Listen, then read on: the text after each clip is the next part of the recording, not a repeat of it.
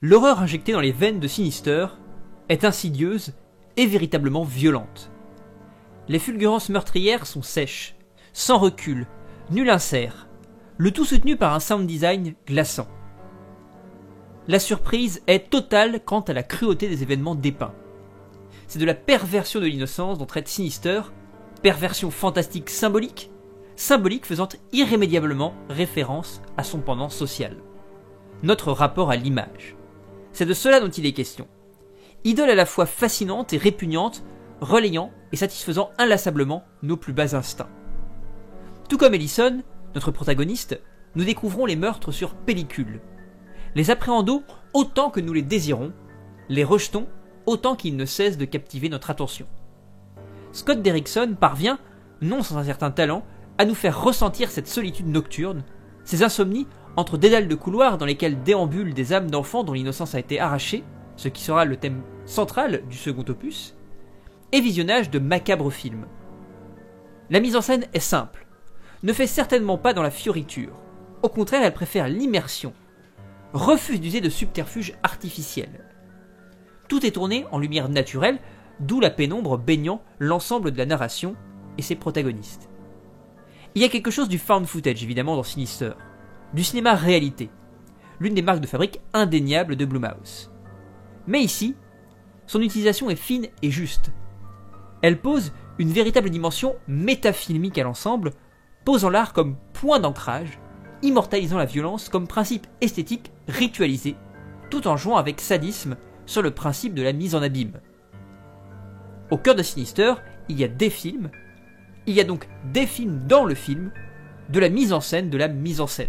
Très loin d'être une itération tout aussi empoulée du travail de James Wan, Sinister, chapitre 1er, est une œuvre intimiste et glauque dont les résonances sociologiques et philosophiques sont indéniables, revendiquant le pouvoir de l'art et de l'esthétique, ses causes et ses conséquences qui, liées à notre nature chaotique, se révèlent profondément morbides.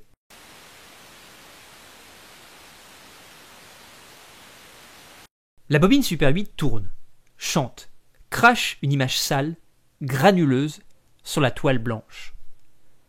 De nouveau, nous sommes plongés avec Ellison, au cœur de sa solitude, dans une œuvre qui, au vu des précédentes, promet d'être sordide. Nous voilà maintenant définitivement immergés dans la pellicule intitulée Lone Work 86, et, en même temps, dans les yeux de l'assassin, au gré du found footage qui nous plonge dans les ténèbres de la focalisation interne.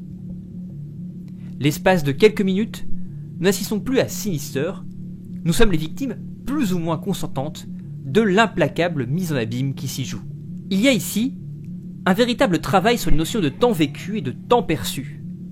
Les deux vont progressivement se dissocier, le second semblant s'étirer à l'infini.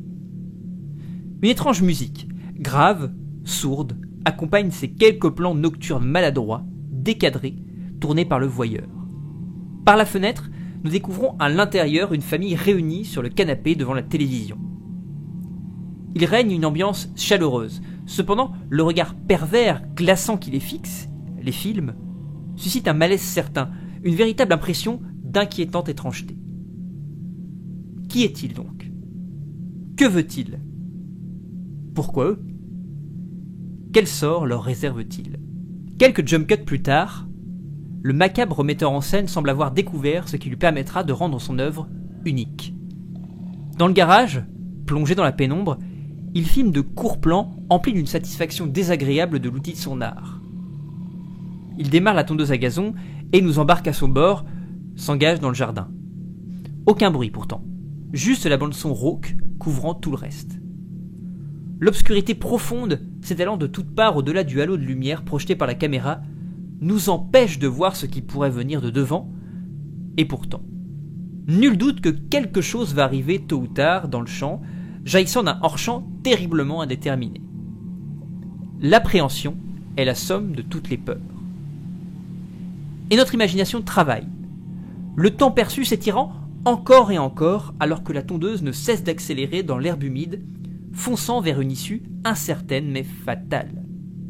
On aimerait pouvoir l'arrêter, mais nous ne contrôlons rien. Puis, une masse blanche se tortillant dans un cri d'horreur apparaît subrepticement en bord de cadre, avant de se faire happer par les lames, nous fait bondir de notre siège en même temps que Ellison, sur lequel nous revenons en un cut brutal. Le climax sanglant attendu ne sera pas inscrit sur la pellicule. Par contre, dans notre esprit, il est bel et bien présent, on ne peut plus concret. Il laisse une empreinte abjecte, indélébile.